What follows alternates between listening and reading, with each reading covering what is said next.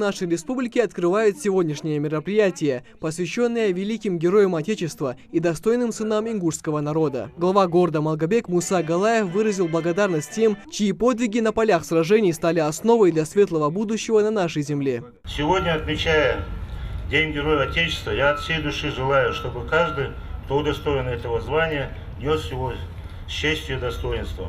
Пусть на земле нашей всегда будет мир и спокойствие. Счастья всем и благополучия. Баркушан, я рясом. Самое дорогое и священное, что передает одно поколение другому, это память о тех, чьи дела и подвиги умножали славу Отечества. Тархан Костоев одним из первых стал участником боевых действий в Афганистане. В декабре 1979-го он был переброшен в узбекский город Темрез для дальнейшего пересечения границы. 2 недели усиленной подготовки к сформированной здесь части, а дальше за речку. Так в свое время говорили об Афганистане, в котором уже была совсем другая жизнь. Жизнь, в которой каждый день был подчинен воинскому долгу перед Родиной и связан с риском для жизни. Отслужив за границей более 10 лет, настала пора возвращаться домой.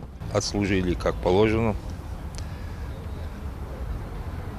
Гордился тем, что я ингуш, и всех призывал к этому. Сегодняшнее мероприятие приурочено ко Дню Героев Отечества. Организаторы уверены, что благодаря зримому воплощению мужества, подвига, героизма и самопожертвования удастся сохранить и передать будущим поколениям частицу истории, самое ценное, что есть у народов – память о земляках.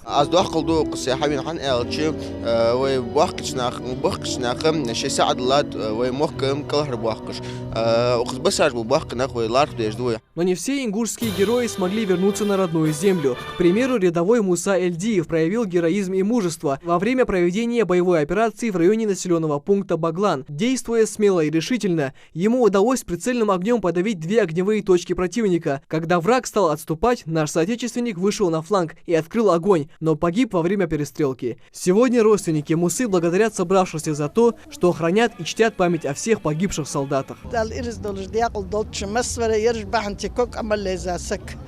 أغاري عضاوق أخيتم بوب دال يواليشان شيف مالول شافزن ديال فدي دون إنترنت памятник да оз памятник да лахж варьякянки свошвеешь. Они погибли во имя жизни других, во имя спокойствия и мира на нашей земле. И сегодня в честь воинов-интернационалистов открывают памятник, благодаря которому имена героев, павших и живых, навсегда станут олицетворением славы. Погляди на моих бойцов.